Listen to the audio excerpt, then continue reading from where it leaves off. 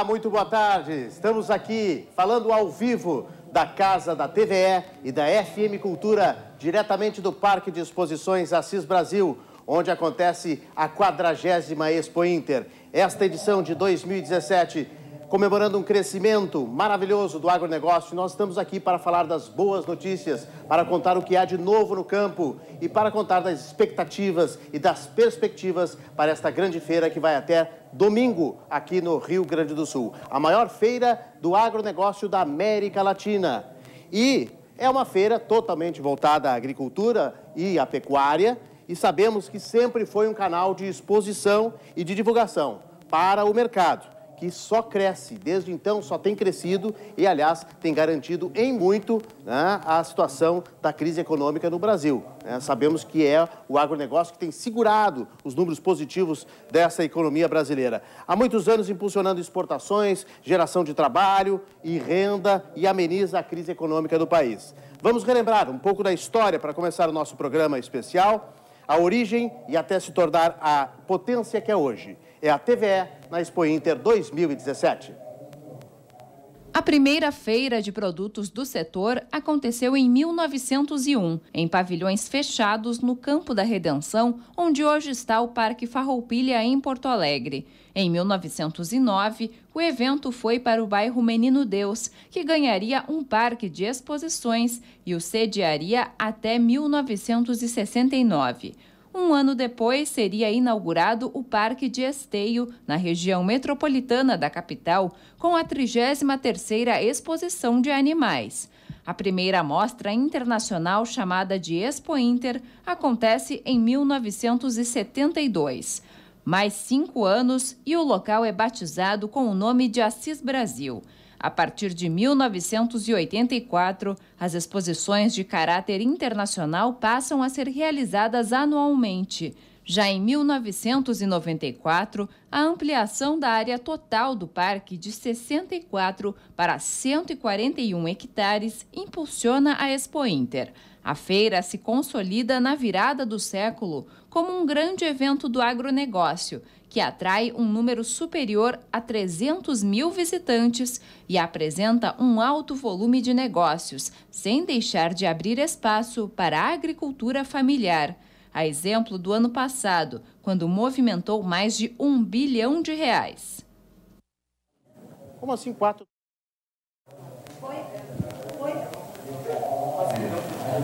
Bom, olha que bacana, o Rio Grande Rural Especial da Expo Inter conta também com a presença, a participação muito importante da Emater, nossa grande parceira aqui na TVE. Todos os dias eu vou ter a companhia dos colegas jornalistas e apresentadores do programa, o programa que é tradicionalmente veiculado aos domingos na TVE. Estão comigo aqui o Marco Medronha e a Ellen Bonot. Tudo bem? Boa tarde, sejam bem-vindos à nossa casa aqui. Boa tarde, Renato. Boa tarde, colega Ellen Bonot, telespectadores da TVE. Para nós é uma alegria muito grande estar aqui nesse espaço no 40º aniversário da Expo Inter. E casualmente, Renato, Ellen, telespectadores, o Rio Grande Rural está prestes a completar 20 anos de produção dentro da TVE. Que bacana. E nós estaremos aqui mostrando o espaço da Emater, que é tradicional, onde nós temos o trabalho dos extensionistas, várias tecnologias que estão sendo mostradas aos produtores rurais, e nós teremos a oportunidade, então, de mostrar também aos telespectadores urbanos, a todos os telespectadores da TVE que estão aqui ligados nesse momento. Ellen, vocês vão trazer muitas reportagens, entrevistados, muita informação sempre no segundo bloco, né? Isso aí, sempre no segundo bloco. Agora, nessa semana, nós estaremos aqui com vocês. É um prazer enorme estar participando aí com essa parceria da TVE, que é uma parceria tão importante aí que veicula o nosso programa todos os domingos, o nosso querido Rio Grande Rural, e mostrar aí para esse público, nesse horário especial aí durante a Expo Inter, um pouco mais do nosso trabalho, do nosso Rio Grande Rural, que a gente faz semanalmente, e especialmente mostrar aí o trabalho da extensão rural no Rio Grande do Sul, que é o trabalho da Emater. Muito bom. Vai ser um dia a Ellen, outro dia o Marco e assim por diante. Hoje é a Ellen, né? Isso vai mesmo. estar conosco. Que assunto você vai estar trazendo no segundo bloco? Hoje nós vamos falar sobre energia solar e sobre hortas urbanas e residenciais. Muito bom. Vamos ficar ligados aqui no Rio Grande Rural. porque nós vamos trazer no segundo bloco, então, esses assuntos da energia solar. Agora já temos ao vivo, ou vamos então trazer o que já aconteceu no final de semana, nos primeiros dias de Expo Inter aqui no Parque de Exposições Assis Brasil. Vamos saber, com a reportagem da TVE, esses primeiros momentos da nossa grande feira aqui. O sábado foi de muito sol. Já o domingo teve um dia nublado e com chuviscos, o que pode ter afugentado visitantes e afetado a bilheteria do Parque Assis Brasil. No final de semana, cerca de 100 mil pessoas passaram por lá, um número menor do que no ano passado, mas ainda assim foram dias movimentados em Esteio. No sábado, ocorreu a cerimônia de abertura da feira com a presença do governador José Ivo Sartori e do secretário da Agricultura, Pecuária e Irrigação do Estado, Hernani Polo. Também estiveram presentes os ministros da Agricultura, Blairo Maggi, e do Trabalho e Emprego, Ronaldo Nogueira. Cooperar é multiplicar esforços e resultados. E essa é uma das grandes lições que podemos recolher ao andar pelos pavilhões da nossa feira. Após a abertura oficial, o público pôde prestigiar o espetáculo Ópera Gaúcha Expo Inter 2017, que celebrou a história da feira. O show com artistas gaúchos, cavalarianos e bailarinos iluminou o parque. Abre a cordiona, Piazito, neste missal galponeiro. E no domingo, o destaque da programação foi a final do Freio de Ouro. Mais de 20 mil pessoas estiveram presentes na arena onde ocorreu a disputa que reuniu os cavalos da raça crioula, ginetes e produtores. Os vencedores da prova foram PN Cambiaço, na categoria macho, e Capa Negra Quinta Sinfonia, na categoria fêmea. Um dos temas da Expo Inter nesta segunda-feira é o arroz, o produto indispensável na mesa do brasileiro e a segunda maior produção agrícola no estado. Neste ano, foram colhidas mais de 8,5 milhões de toneladas a mais do que o ano passado. São 19% a mais do que o ano passado. Para conversar com a gente sobre o alimento, está aqui conosco o vice-presidente da Federação dos Arrozeiros do Estado, Alexandre Velho, e também o Leandro Pasquale, que é agrônomo. São 8,5 milhões de toneladas, deixa eu deixar bem claro, não é 8 toneladas a mais do que o ano passado, 8,5 milhões, 19% a mais. Na crise, vice-presidente, na crise econômica, 19,5% a mais, está muito bom, né, em relação ao ano passado. Boa tarde. Boa tarde a todos, um prazer estar aqui na TVE. O que ocorre é que este acréscimo, ele se dá em cima de um ano anterior que teve uma redução de 16%. Então, na verdade, não é uma retração de 16%. Então, não é um aumento de 19%. Na verdade, a produção e a área plantada este ano, ela está dentro dos patamares normais dos últimos 5 anos do que se planta e do que se colhe no estado do Rio Grande do Sul e também no Brasil. Então, ela não deixa de ser uma notícia boa, ela está se recuperando também, né? Em relação às perdas. Uma recuperação diária, na verdade, com relação ao que ocorreu em função do problema climático do ano passado. Como é que o Leandro, que é agrônomo, vê essa questão do arroz? Essa recuperação ela é importante e haverá um crescimento nos próximos anos? Qual é a expectativa? Bom, como bem lembrado aqui... Boa tarde. Como bem lembrado aqui, a gente vinha de um ano de El Niño, certo? Então, a gente foi bastante impactado por excesso de chuvas, muita umidade, plantios mais tarde, o que trouxe uma retração na produtividade e, consequentemente, na produção. Então, esse ano, bem lembrado, a gente voltou aos patamares, né, mais ou menos aí dos últimos 5 anos, muito em função de um clima mais favorável, em função da adoção de tecnologias, ou seja, melhor adubação, melhor escolha de variedades, de cultivares, né, disponíveis no mercado e um melhor aporte de manejo, do ponto de vista dos produtores, o que trouxe, então, de volta aquela produção que o Estado, né, tanto necessita.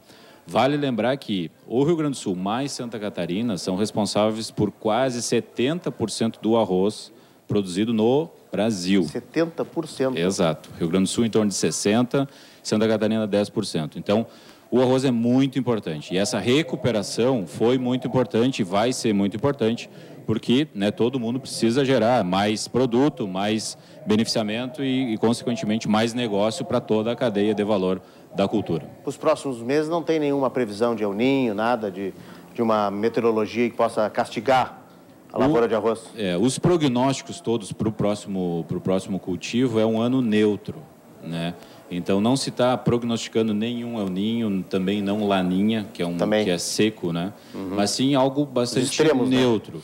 O que os meteorologistas têm alertado é que muito provável que a primavera seja um pouco chuvosa. Então vale aí para os produtores, né, se programar, se planejar para estarem prontos para semear cedo, tá? Porque se esperar para começar a trabalhar solo, começar a se preparar, se planejar muito em setembro, a primavera vai ser um pouquinho mais úmida do que o normal. Então, é importante aí a planificação para semear no cedo. Vice-presidente da Federação dos Arrozeiros, Alexandre Velho, hoje foi lançado um dia do arroz especial aqui na Expo Inter, né?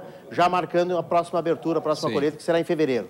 Dias 21, 22 e 23 de fevereiro ocorrerá na sede do IRGA, em Cachoeirinha, a próxima abertura da colheita. Então, hoje nós tivemos a coletiva de imprensa com a presença do governador, vice-governador também, secretário da Agricultura, alguns deputados federais, senadora Ana Amélia. Então, foi um evento bem prestigiado, onde a gente fez o lançamento da próxima abertura. Eu queria também mencionar, com relação à área, que nós estamos prevendo uma redução de área para o próximo ano. Isto não é uma medida que a FEDERARROZ está buscando contra o governo, ou nem estadual, nem federal, mas sim na defesa do produtor. O que ocorre? Este ano, em função de uma produção normal, nós tivemos uma queda na taxa de câmbio. Isso vai gerar um excedente de importação comparado com a exportação. Nós teremos mais arroz entrando do que saindo. Essas 200 mil toneladas a mais que vão entrar, elas vão para o estoque inicial do próximo ano. Então, qual é a preocupação da FEDERARROZ? Que a gente tenha que se regule melhor esta oferta e demanda. O produtor que tiver a oportunidade de entrar numa rotação de culturas, seja com soja ou na integração lavoura-pecuária, que ele busque esta integração. Consequentemente, ele vai dar preferência de plantio nas áreas de arroz mais produtivas, com menos incidências de problemas como invasoras. Então, isto vai trazer uma segurança maior. E nós queremos com isso, não só no Rio Grande do Sul, mas a nível de Brasil e também de Mercosul, nós queremos regular um pouco esta oferta e não ficar dependendo tanto da exportação, que daí fica sujeito a outros mercados e taxas de câmbios, etc. Bom, eu ia perguntar se a federação, em nome dos arrozeiros, tinha algum tipo de reivindicação, alguma luta. Essa é uma delas, então, uma melhor regulação do mercado. Né? Exato. Nós estamos, paralelo a isso, trabalhando outros fatores, como o custo de produção, tanto a nível federal como estadual. Isso passa por tributação, isso passa por redução de ICM temporário, para nós incentivarmos, durante a colheita, a indústria de fora vir buscar mais arroz aqui. Acreditamos que o sistema de financiamento hoje, ele está muito em cima, em função da dificuldade do crédito oficial. O sistema de financiamento ele está muito em cima da indústria e dos fornecedores de insumos. Isto acaba ocasionando uma super oferta de arroz durante a colheita e também a indústria, principalmente da fronteira, que banca uma parte da lavoura, ela acaba recebendo este arroz e fica fora do comércio de arroz todo o primeiro semestre, o que prejudica muito o mercado.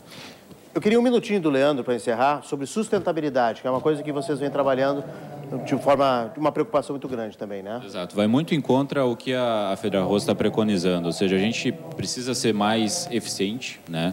Porque os custos vêm subindo, ou seja, a gente precisa pensar que a gente tem que produzir aquele saco de arroz de uma maneira mais barata. Isso não necessariamente é diminuir investimento ou diminuir tecnologia, e sim diluir custos, né? E uma das vias que você pode tomar é através de produtividade. Agora, produtividade com sustentabilidade, né? Não somente aporte de insumos. Então, vai desde a escolha de uma genética superior, né, produtiva, escolha de áreas superiores, um bom planejamento frente à safra que está por vir. E aí você vai ser uma integração com lavoura pecuária, uma sucessão com soja, ou seja, pensando num sistema. e aí sendo a economia mais sustentável, né? Eu acho que essa é a grande palavra, está todo mundo, alguns países um pouco mais desenvolvidos, outros menos, mas é algo que a gente pensando, olhando custo, olhando cenário de comercialização e tudo mais, a gente tem que pensar muito a questão de ser sustentável também na lavoura. É verdade, o Rio Grande do Sul tem que se preocupar com isso também. Leandro, Alexandre, muito obrigado, boa feira para todos nós. Obrigado. Nós voltamos em seguida porque o assunto do próximo bloco é energia solar. Vou estar aqui com a Ellen Bonot, da Emater, nós vamos falar sobre esse importante assunto aqui no Rio Grande Rural. Já voltamos.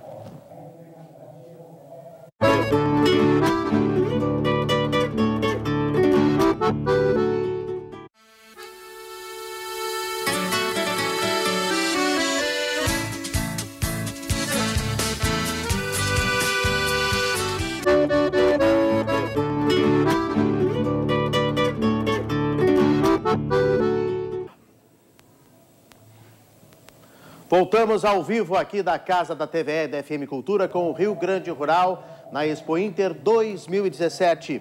Uso de tecnologias alternativas para a geração de energia em empresas e residências tem se popularizado cada vez mais. Essas tecnologias não são utilizadas apenas no meio urbano, passaram a ser reconhecidas também como importantes aliadas no meio rural. A Ellen já está conosco aqui e nos traz mais detalhes sobre esse assunto, né, Ellen? Isso mesmo, Renato. Nós estamos aqui com o extensionista rural do município de Palmares do Sul, Alex Correia, que é um dos responsáveis pelo espaço de energia solar aqui no espaço da Emater na Expo Inter. E ele está aqui e vai nos falar um pouquinho sobre como é que funciona esse sistema de energia solar. Alex, boa tarde. Boa tarde, Ellen. Boa tarde, Renato. Boa tarde, telespectadores da TVE e boa tarde, assistidos da Emater. O sistema consiste, basicamente, que a Emater em si, ela presta assistência técnica no meio rural. E dentro dos objetivos, o principal é gerar renda na propriedade e na agricultura familiar. Um dos itens que vem gerando bastante renda na propriedade rural, após a legislação ter mudado em 2012, é a microgeração distribuída, ou seja, gerar sua própria energia na sua residência e na sua propriedade rural, injetando no sistema. Isso vem sendo difundido pela extensão rural e está sendo bastante tomado e sendo adaptada no meio rural pelos agricultores, com bastante aceitação. Essa é uma das principais vantagens, né, Alex? O produtor ter autonomia na energia que ele consome. Com certeza. Nos últimos anos, a energia elétrica no meio rural subiu em torno de 13% ao ano. Isso gerou um custo que não era tão significativo antigamente, há 5 anos atrás. Isso fez com que a tecnologia se tornasse barato e viabilizou ela no meio rural.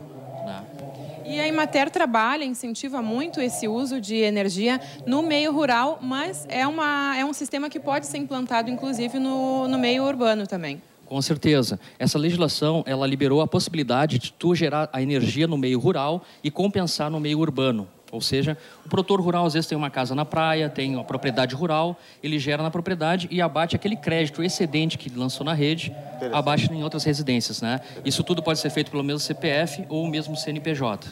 E pode ser implantado em qualquer sistema que necessita de energia. Como é que funciona isso? Bom, dentro dos sistemas a gente tem o ligado em rede, que é o online, o on-grid, que o produtor durante o dia ele gera energia e ela é injetada na rede elétrica convencional. Então, isso beneficia localmente a energia chegar com aquela voltagem, amperagem necessária para o resto das propriedades.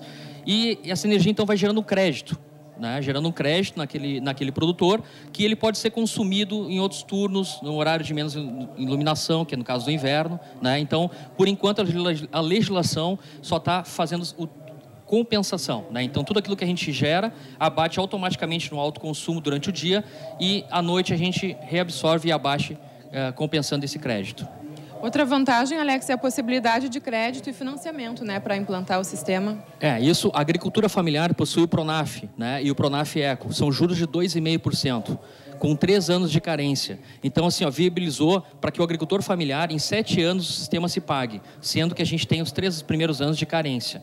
Isso viabilizou muito a implantação desses sistemas para a agricultura familiar. Tá certo. E a gente foi conhecer na prática, em Horizontina, uma família que decidiu investir nesse sistema de energia solar. Vamos ver na reportagem. Além de ampliar a eficiência da geração de energia, em alguns casos, o uso de placas fotovoltaicas contribui para a redução na conta de energia elétrica. E foi justamente isso que chamou a atenção de Gilmar, que precisa da energia para manter a produção de folhosas em 2 hectares e para o consumo na residência da família. Recentemente, 80 placas fotovoltaicas para a captação da energia solar foram implantadas na propriedade. Gilmar, por que vocês decidiram investir na energia fotovoltaica aqui na propriedade? Primeiro, para reduzir custos, né? O custo da energia estava alto, e então a primeira ideia foi essa, né? E também para colaborar com o meio ambiente, e com isso também escapa dos aumentos da energia. E é um dinheiro, esse dinheiro da energia que a gente paga, por exemplo, para a concessionária ou para fornecedor de energia, a gente investe aqui mesmo na propriedade, né? E esse é um valor que não sai daí, né? Para a implementação do sistema é realizado um dimensionamento de acordo com a necessidade de cada propriedade. Primeiramente, a gente indica que o agricultor procure conhecer melhor a tecnologia, se inteirar bem do assunto, como ela funciona, quais as vantagens que ela tem, né? E um segundo passo, então, seria procurar algum técnico que possa fazer um projeto em cima do consumo mensal de energia que ele tenha. Então, como é que isso vai acontecer? Ele vai pegar as últimas contas de energia elétrica do último ano e, em cima disso, é feita uma média de consumo mensal de energia, né? E, em cima desse consumo, então, é feito um projeto com um número específico de placas para atender aquela necessidade de energia da propriedade. No Brasil é permitido produzir e injetar energia nas redes normais, utilizando-a de forma compensatória, ou seja, em meses de produção maior que o consumo, o excedente é depositado em uma espécie de banco de energia para que seja utilizado em meses com produção menor em relação ao consumo. Essa quantidade extra fornecida pelo produtor à rede é descontado em sua conta de energia. A energia elétrica captada a partir da radiação solar, ela funciona assim. Aqui a gente tem placas fabricadas com um mineral que é o silício, né? Esse mineral ele capta a radiação do sol e transforma ela em energia elétrica. Essa energia elétrica ela sai dessas placas e vai até um equipamento que a gente tem, no caso aqui dentro do galpão, onde transforma a energia de 12 volts captada pelas placas solares em 220 e injeta essa energia na rede pública.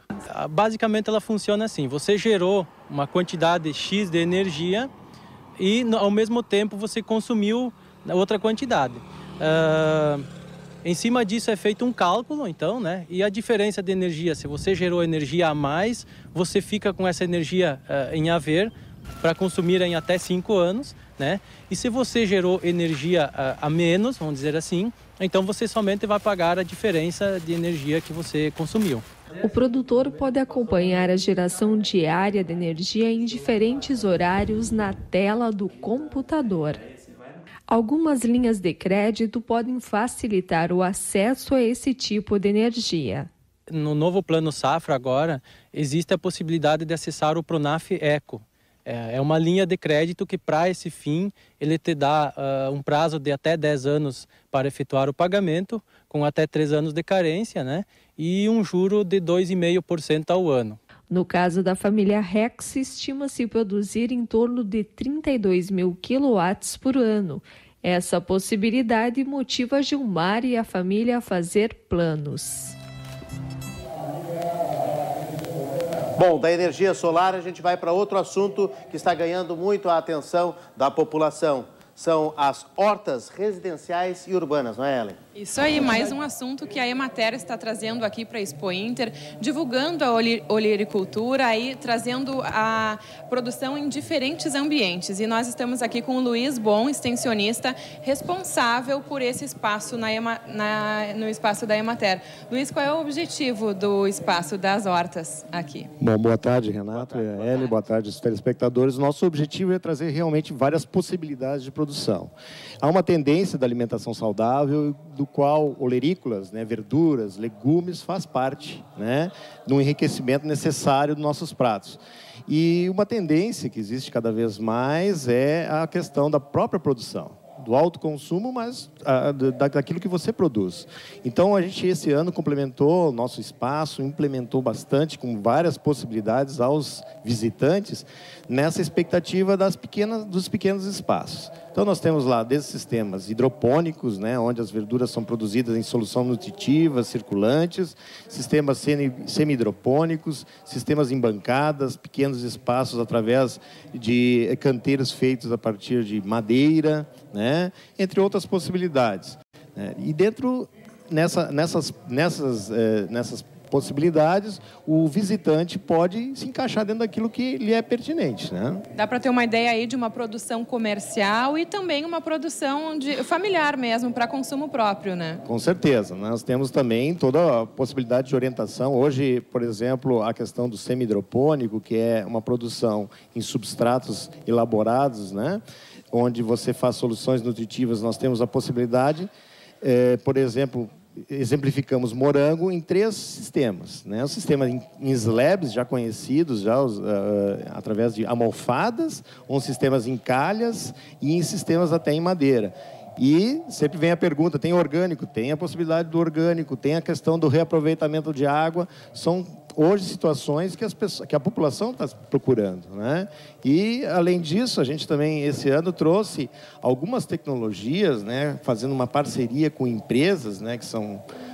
neste ano, a gente achou que era conveniente trazer, onde nos trazem alternativas, né? Por exemplo, sombrites, né, que seriam justamente telas de proteção para a questão de sol. As empresas de sementes, nós temos aí uma empresa gaúcha que nos forneceu várias possibilidades da produção deles, né, que qualquer consumidor urbano ou rural pode ter acesso, e a pessoa vai tendo contato, vai se visualizando nessa situação, né? Sempre nessa situação também de ver aquilo que lhe é, vamos dizer, atrativo para a alimentação, né? Porque a questão das verduras tem que ser atrativa. Então, vocês vão ver lá cores, sabores, texturas das mais diversas que você pode presenciar e ver ao vivo. Luiz, e como você falou, essa tendência, né, de consumir um alimento saudável, sem agrotóxico, produzido pela própria pessoa, né, que vai consumir.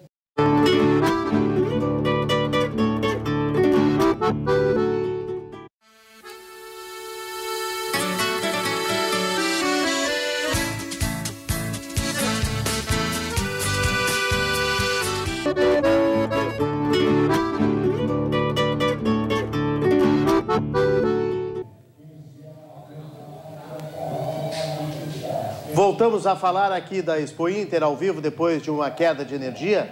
Nós vamos continuar conversando com o Luiz Bon, que é extensionista da Emater, especialistas em hortas residenciais e urbanas. Tu vinha falando, né, Luiz, que não tem limite praticamente para se fazer uma horta. Eu vi fotos já de horta em São Paulo, em condomínios, dentro de garagem. Como é que é possível isso? Bom, é isso que nós estamos trazendo algumas tecnologias, né? Por situações, hoje, clima, tempo, né? Isso limita, como qualquer cultura, mas, veja bem, nós podemos ter hoje possibilidade de produção até onde não tem luz a partir da artificialização da fotossíntese, quer dizer, botar lâmpadas, né, que venham a produzir ondas necessárias para produzir verduras. Isso é possível, né? Assim como tem algumas coisas que rompem alguns tabus, né? A questão, por exemplo, produzir horta no meio do mato. Existe ali, nós estamos fazendo hortas, né, chamadas agroflorestais, como exemplo para as pessoas entenderem que isso também é possível, né? Então, essas situações hoje são apresentadas aos agricultores na sua cidade, né, nos seus municípios, pelos nossos colegas, e também aqui hoje, aqui no evento, nós estamos mostrando para a população em geral. Isso aí, então, para encerrar esse assunto, a gente vai mostrar um pouquinho mais sobre o sistema hidropônico, um sistema adaptado para a horta urbana que reutiliza a água e ocupa pouco espaço. A hidroponia é um sistema adaptado para a horta urbana, por não ocupar muito espaço e gerar produção necessária para uma família se tornar autossuficiente no consumo de hortaliças. A Emater já vem demonstrando esse sistema em diversas feiras agropecuárias pelo estado. E o sistema de hidroponia tem essa vantagem da reutilização da água, a água recircula. Para fazer a horta hidropônica é preciso um conjunto de canos de PVC, uma pequena bomba que joga água na parte superior e um timer que controla a circulação da água a cada 15 minutos. Então é um sistema que fica 15 minutos ligado e 15 desligado, porque ela não é uma planta aquática. Se ela ficasse todo o tempo com a raiz submersa, ela não sobreviveria, né? Nesse sistema podem ser plantados diversos tipos de folhosas, como a rúcula, alface, agrião e radite. Cada pessoa vai adaptar a realidade do seu terreno, né? Aqui eu fiz ela de uma forma inclinada porque eu tinha mais espaço. Ela ocupa um pouquinho mais de espaço, mas posso fazer contra um muro, desde que tenha bastante incidência de sol, né? Luminosidade bastante. E tem que ressaltar que precisa fazer uma cobertura.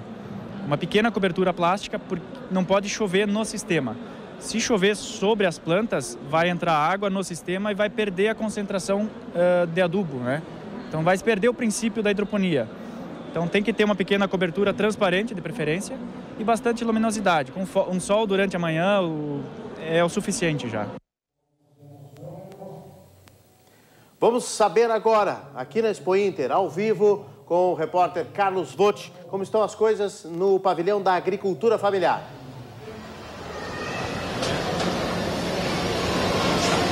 Boa tarde, Renato. Boa tarde a você que nos assiste. Olha, se o pessoal aí de casa gosta de mel, o lugar certo para se estar aqui na Expo Inter é na banca 31 do pavilhão da agroindústria familiar, onde a Mel Schiller, uma agroindústria lá de Agudo, está expondo toda a sua produção diretamente, que vem lá diretamente da região central do estado. E o mais bacana, gente, é que a Mel Schiller foi vencedora no ano passado do concurso de produtos da agroindústria familiar. Eu vou conversar agora, então, com uma das produtoras da Mel Schiller, a Meline Schiller, para me contar um pouquinho, Meline, como funciona o dia a dia na produção. O dia a dia depende muito da condição climática. Se for um dia de chuva, a gente trabalha mais dentro da agroindústria, com reforma de caixilhos, o manuseio, né, a manutenção. E se for um dia bom, a gente vai a campo e faz a extração do mel. E quantas pessoas trabalham na agroindústria? É toda a tua família, né? Mas quantas pessoas são? São 4 pessoas. Meu pai, minha mãe, eu e meu irmão. Bom, e quais são as principais dificuldades, ou melhor, os principais desafios da produção no mel aqui no estado? É a condição climática mesmo, né? Chuva, aí demora... lava todo o pólen da flor e ela não produz tanto mel, então pode dar uma grande escassez de mel. Agora, se for um tempo bom, com bastante sol, aí vai dar uma grande produção, né? Uma super safra. E como está a expectativa para o concurso desse ano, que vocês também se inscreveram? Estamos com uma expectativa muito positiva de tentar levar o prêmio consecutivo nesse ano de novo. Tá certo, Meline, muito obrigado pela tua participação. Gente, aqui na banca 31 da agroindústria familiar. Renato, e com você.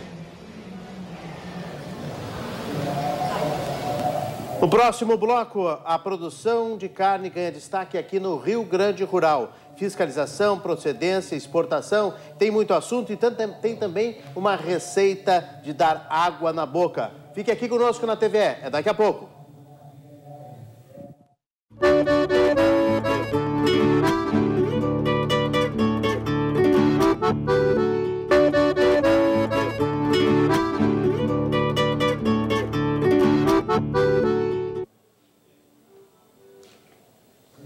Voltamos ao vivo aqui, diretamente da casa da TVE e da FM Cultura, na Expo Inter 2017. A produção de carne também é tema hoje, aqui na 40ª Expo Inter. O Brasil é o maior exportador mundial e o segundo maior produtor comercial, ficando apenas atrás dos Estados Unidos.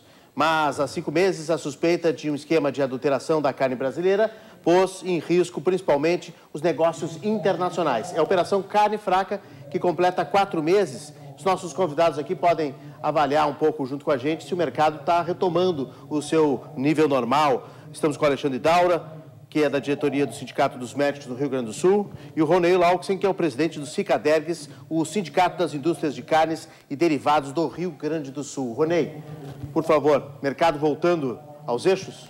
Bom, primeiramente é uma satisfação a gente estar aqui na Expo Inter, no seu 40º ano de acontecimento, a vitrine da vocação gaúcha, né? E em relação à carne fraca, nós podemos afirmar que o mercado está retornando à normalidade. Eu até diria que houveram excessos e erros na divulgação desta operação, né? Informações distorcidas que, num primeiro momento, assustaram o nosso mercado interno e também o mercado externo, mas demonstrou o Brasil e o Rio Grande do Sul que o nosso sistema de inspeção é robusto, ele é confiável, né? A maioria dos países em todo o mundo já está retomando as exportações, inclusive estamos registrando crescimento na exportação nesse ano, na maior parte das carnes aí para os mercados a nível mundial. Então, o Brasil hoje exporta para aproximadamente 200 países. Isso demonstra a qualidade da nossa carne, a qualidade da nossa produção, que tem melhorado a cada ano, né? E podemos tranquilizar os nossos clientes, os nossos consumidores, também gaúchos e brasileiros, de que a carne produzida aqui no Rio Grande do Sul e no Brasil efetivamente tem qualidade, é boa, né? Podemos ter certeza disso, e um espelho disso está aqui na Expo Inter, né? Com essa bela pujança, esse crescimento que estamos vendo, né? As raças que são produzidas no Rio Grande do Sul, o que inclusive nos diferencia um pouco em relação aos demais estados do país, na qualidade produzida aqui no nosso estado. A Expo Inter aqui é uma grande vitrine, né? O Alexandre, como é que vê isso? A fiscalização é algo muito importante, né? Boa tarde, obrigado pelo convite. É um prazer estar aqui na TVE. E informar que hoje, com a abertura de um novo frigorífico, de um antigo novo frigorífico, porque ele retornou às atividades, né? Reabertura do Marfrig em Alegrete, o que o colega acabou de falar, reforça isso, que hoje as exportações e o consumo de carne dentro do país e fora estão em alta novamente. Com o advento desses animais que começaram a ser sacrificados para nós podermos ter a nossa carne hoje, a fiscalização, e hoje com a lei no estado sobre a terceirização, nós podemos ampliar até esse consumo de carne tanto dentro do país como fora do país. Então, hoje o sindicato tem uma visão muito positiva sobre isso, no sentido de que, graças ao serviço de fiscalização dos órgãos oficiais, mesmo com excessos, ele foi muito positivo, porque através dessas fiscalizações nós conseguimos descobrir o que estava acontecendo em toda essa operação. Então, é só continuar com o trabalho, dizer que o médico veterinário ele tem um papel muito importante dentro da indústria e fora da indústria também, tanto na indústria, no serviço de fiscalização dos serviços oficiais, como um responsável técnico dentro dessa indústria, que ele vai repassar algumas coisas junto com o fiscal responsável pelo serviço. Então, eles vão ter como fazer essa avaliação do que está sendo produzido dentro do frigorífico. No sentido de fiscalização e inspeção, hoje nós temos que ver que foi muito importante o projeto de lei que foi aprovado alguns dias atrás aí, onde nós, no estado, vai ser... São iguais, mas são diferentes, ou são diferentes, mas são iguais a fiscalização e a inspeção. Hoje, o médico veterinário particular que vai participar dessas atividades dentro de um frigorífico, ele vai fazer a inspeção e não a fiscalização, ficando a fiscalização oficial pelos órgãos oficiais, tanto do Ministério da Agricultura como das secretarias de saúde do estado e no município. Presidente Ronei Lauxen, qual é a vitrine que tem aqui na Expo Inter? O que tem em termos de carne para que tanto o produtor quanto o público final venha conhecer o tipo de gado, enfim? O que está se trazendo aqui do mercado? Bom, nós representamos a indústria não está, vamos dizer assim, presente aqui fisicamente. Diretamente, né? Mas nós temos a vitrine da carne, que é feita em parceria também com a indústria. Que é sempre uma atração à parte. Uma atração à parte que o consumidor pode assistir de camarote a forma de preparo dos cortes, no final fazer uma degustação. Mas como ela é mais direcionada ao produtor rural mesmo, nós temos o que tem de melhor aqui no estado e no país, né? Hoje está representado aqui nessa feira, que é um espetáculo, que é a maior festa dos gaúchos, né? Então, está sim evidenciado aqui a evolução, o que realmente aconteceu nos últimos anos. A produção a nível de propriedade evoluiu muito, nós temos hoje raças que são e que caem no gosto do mundo todo, né? E isso é o que nos diferencia. Precisamos fazer um trabalho ainda, está se iniciando, inclusive, através de iniciativa do próprio governo do Estado, um programa, né, um observatório que está sendo criado para a carne gaúcha, onde nós queremos identificar as nossas oportunidades e, com isso, fazer um trabalho de desenvolvimento para realmente continuarmos crescendo, continuarmos diferenciando e valorizando a nossa carne produzida aqui no Rio Grande do Sul. A crise afetou o consumo de carne aqui no Rio Grande do Sul? Afetou, sim. Nós tivemos realmente um período bastante complicado, né? Apesar de que aqui no Rio Grande do Sul, que são a população que mais consome carne no país, né? Mas nós também sentimos um pouco. Mas acreditamos que agora já a economia está começando a dar sinais aí de melhora, e isso vai nos gerar oportunidade para crescimento. E, Alexandre, a nova tecnologia, as novas tecnologias de maneira geral, têm ajudado os médicos veterinários a trabalharem melhor nessas nossas funções em relação ao gado? Sim, sim. Hoje nós temos aí o controle através de brincos, de chips nos animais, controle por drone. Então, hoje a tecnologia está nos ajudando muito a ter o controle, saber o quanto um animal ganha, qual é a média diária de um ganho de um animal.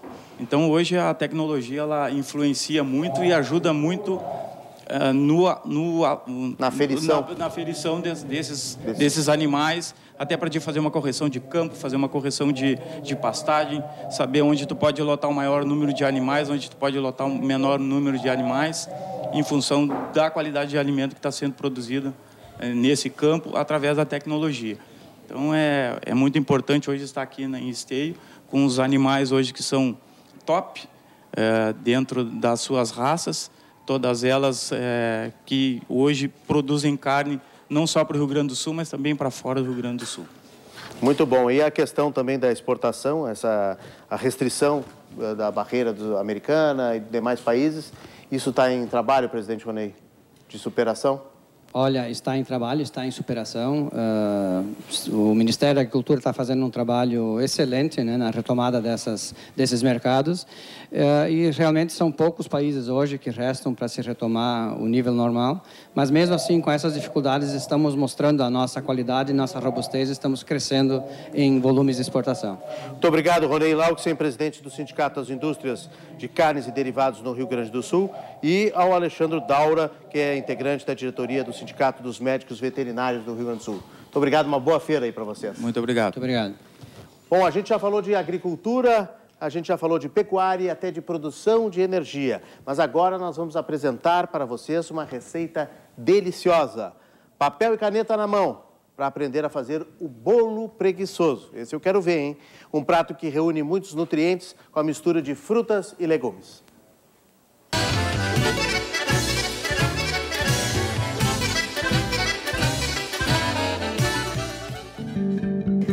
Uma banana picada, uma laranja sem casca, sem a pele branca e sem as sementes picada também, uma maçã com casca picada, uma porção de beterraba e uma porção de cenoura, 3 ovos, 1,5 xícaras de açúcar, meia xícara de azeite, 2 xícaras de farinha de trigo e 1 colher de sopa de fermento. E tem alguns ingredientes que podem ser substituídos também, no caso da farinha e do açúcar? Pode-se substituir a farinha branca pela farinha integral e o açúcar branco pelo açúcar mascavo. E como são ingredientes também, no caso das frutas, que podem ser encontrados na propriedade rural, pode adicionar também, acrescentar ou substituir alguns também, né? Pode usar as frutas da estação, né? Pode-se acrescentar abacaxi, o pêssego, até mesmo a uva, né? Pode-se usar o que se tem no momento. Vamos então ao preparo do bolo preguiçoso. Senilda, vamos colocar as bananas.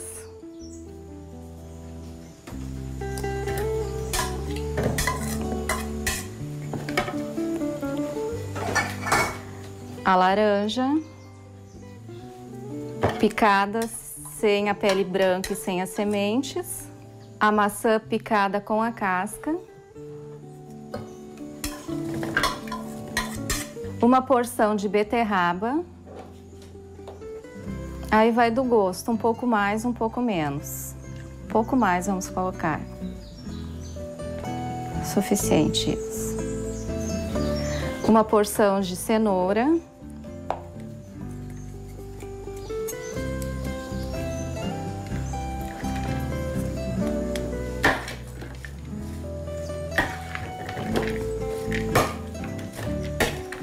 Isso, uma leve misturada. Agora os ovos, ligeiramente batidos. Isso, acrescenta-se a mistura das frutas com as verduras.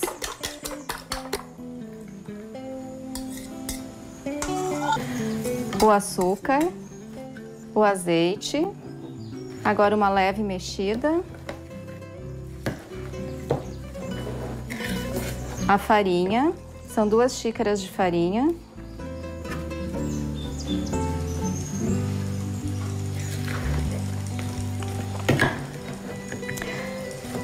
Acrescentando o restante da farinha, juntamente com o fermento. Agora mais uma leve misturada. Substituindo a farinha branca pela farinha integral e o açúcar branco pelo açúcar mascavo, fica extremamente nutritivo e saudável. Agora vamos acomodá-lo na forma, untada com gordura e farinha. E fica bem colorido também. Bem colorido. Muito bonito. Dá uma espalhada na forma, de forma uniforme. Leva-se o bolo preguiçoso ao forno pré-aquecido, a 180 graus mais ou menos, durante 25 a 30 minutos.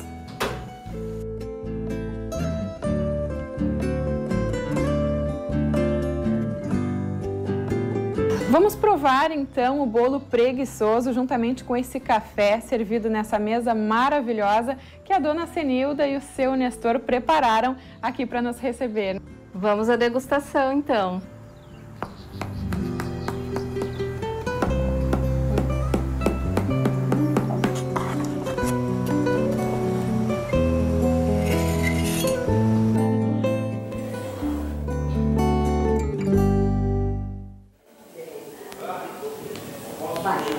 Todas as receitas do Rio Grande Rural você pode conferir na internet, anote aí, no site emater.che.br. Este é o site que você pode conferir as receitas emater.che.br.